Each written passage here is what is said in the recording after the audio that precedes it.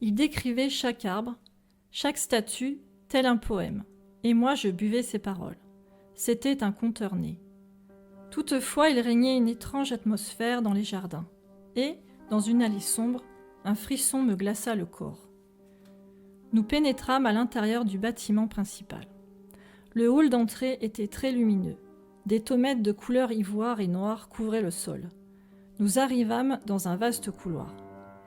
Il y avait des tentures en velours bleu nuit aux fenêtres. C'était la galerie de ses ancêtres. J'étais fascinée par tous ces personnages qui portaient des costumes raffinés et élégants.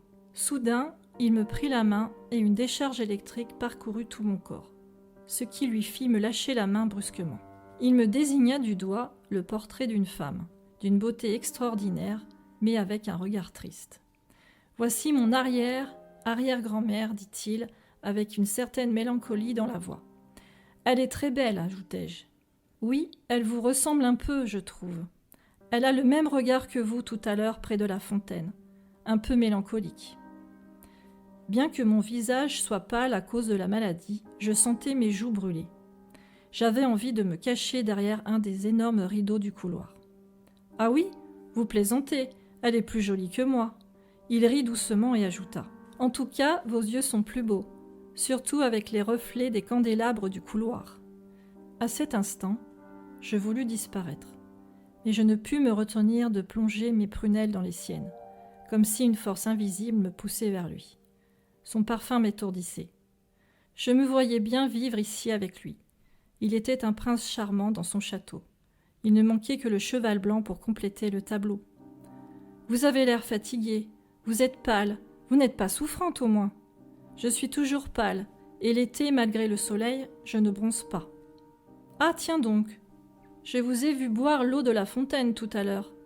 Vous croyez en son pouvoir de guérison ? Pourquoi pas ?» À cet instant, j'eus l'impression qu'il se doutait de quelque chose au sujet de ma maladie. « Inutile de le cacher, mon visage trop pâle me trahit, » murmurai-je à moi-même. « Je suis désolée, j'aurais bien prolongé ma visite, mais il se fait tard et le bus va repartir sans moi, » bredouillai-je. « Oh, mais quel dommage que vous ne puissiez pas rester plus longtemps. » Il s'était rapproché de moi et je n'osais pas le regarder dans les yeux, de peur de m'évanouir pour de bon. « J'aurais pu vous raccompagner avec ma voiture, » déclara-t-il. Ce devait être la belle Porsche noire garée juste devant l'entrée. J'adorais les voitures de sport, et puis, seule avec lui, non, je ne devais pas succomber à son charme. Je serais déçue, comme avec tous les autres beaux parleurs que j'avais rencontrés dans ma courte vie. « Écoutez, enfin écoute, on va se tutoyer, j'ai 20 ans. On a à peu près le même âge, non ? » « Oui, j'ai 18 ans. Ça te dirait de venir à un bal avec moi ?» Un bal. Ce mot résonnait dans ma tête. Il ne l'avait pas prononcé, c'est impossible. Je n'avais jamais été à ce genre d'événement, et je savais encore moins danser. Samedi prochain, nous fêtons les 400 ans de l'édification du château. À cette occasion, il y aura un grand buffet suivi d'un bal. Oh, oui, ça me plairait beaucoup. Par contre, je ne sais pas danser. Ce n'est pas grave, je t'apprendrai. Je pense que tu y arriveras sans problème. Je n'eus pas le temps de lui répondre. Au fond de l'allée, on entendait le bruit du moteur du bus. C'était trop tard. Il venait de partir sans moi. « Ce n'est pas grave, je vais te raccompagner avec ma voiture. »« Eh bien oui, j'accepte, » répondis-je. Je pris place dans la Porsche. Sébastien m'ouvrit la porte côté passager. Geste que les garçons ne font plus depuis longtemps. Les sièges étaient en cuir noir. Il y avait un parfum de lilas dans l'habitacle, très agréable. Il déposa délicatement sa veste sur le siège arrière et démarra le moteur du bolide. J'adorais le ronronnement caractéristique des Porsches. Il roula doucement dans l'allée, puis dès que nous fûmes sur l'asphalte, il me fit un clin d'œil et appuya sur l'accélérateur. Je croyais être dans une fusée.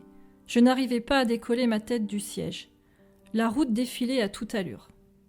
Sébastien se mit à rire. Franchement, cela ne m'étonnait pas. Vu la grimace que je faisais, j'étais crispée, les mains agrippées au siège.